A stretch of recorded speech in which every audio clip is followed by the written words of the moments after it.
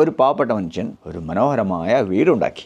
സന്തോഷത്തോടു കൂടി ആ വീട് പരതാമസത്തിന് വേണ്ടിയിട്ട് അയാൾ ഒരു ദിവസം നിശ്ചയിച്ചു. പക്ഷേ നിർഭാഗ്യവശാൽ ആ വീട് പരതാമസത്തിൻ്റെ ഒരു ദിവസം മുമ്പ് ഒരു ഭൂകമ്പത്തിൽ ആ വീട് നശിച്ചു. ഇത് കേട്ടതും ആ പാവപ്പെട്ട മനുഷ്യൻ മാർക്കറ്റിൽ പോയി ഒരുപാട് മിഠായികൾ മേടിച്ചിട്ട് ആ പൊളിഞ്ഞ വീടിൻ്റെ അടുത്തേക്ക് ചെന്നു. അയാൾ അവിടെ ഒരുപാട് പേര് വീടിന് ചുറ്റും കൂടിയിട്ടുണ്ട്.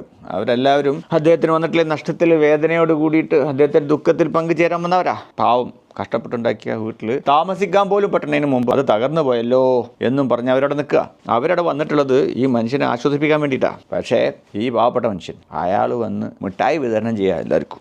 അവിടെ കൂടിയവരൊക്കെ അന്തം വിട്ട് ഇത് കണ്ടിട്ട് അദ്ദേഹത്തിൻ്റെ സുഹൃത്ത് അദ്ദേഹത്തിൻ്റെ അടുത്ത് വന്ന് പറഞ്ഞു, എടോ തനിക്കതോ ഭ്രാന്ത് പിടിച്ച, എടോ നീ ആറ്റുനോറ്റ് ഉണ്ടാക്കിയ ഈ വീട് തകർന്നു കിടക്കണതിന് മുമ്പിൽ നിന്നിട്ടാണ് നീ മിഠായി വിതരണം നടത്തുന്നത്. എടോ നിങ്ങളൊക്കെ കാണുന്നത് ഈ ഒരു സംഭവത്തിൻ്റെ നെഗറ്റീവായിട്ടുള്ള സൈഡ് മാത്രമാണ്. എടാ ഒന്ന് ആലോചിച്ച് നോക്ക്, ആ വീട് ഇന്നലെ തകർന്നത് നന്നായി. ഒന്ന് ആലോചിച്ച് നോക്ക്, അത് ഇന്നോ അല്ലെങ്കിൽ നാളെയോ ആ തകർച്ച സംഭവിച്ചതെങ്കിൽ എന്താ ഉണ്ടാവുമായിരുന്നു? ഇന്നാണെങ്കിൽ ആ പരതാമസത്തിന് വേണ്ടി വന്ന ആൾക്കാരും അതിനുള്ളിൽ കിടന്നിട്ട് ചിലപ്പോൾ വടിയായനെ. അതല്ല പിന്നീട് ഏതെങ്കിലും ഒരു ദിവസമാണെങ്കിൽ ഞങ്ങൾ അതിനുള്ളിൽ താമസിച്ചുകൊണ്ടിരിക്കുന്ന സമയത്താണ് ഈ എർത്ത് കൊയ്ക്കുണ്ടായി ഞങ്ങൾ അതിനുള്ളിൽ പെട്ടിരുന്നെങ്കിലോ, അല്ല അങ്ങനെയൊക്കെ സംഭവിച്ചിരുന്നെങ്കിൽ ആ നഷ്ടം എത്ര വലുതാകുമായിരുന്നേനെ. എടോ എന്തു സംഭവിച്ചാലും അത് നല്ലതിനാ.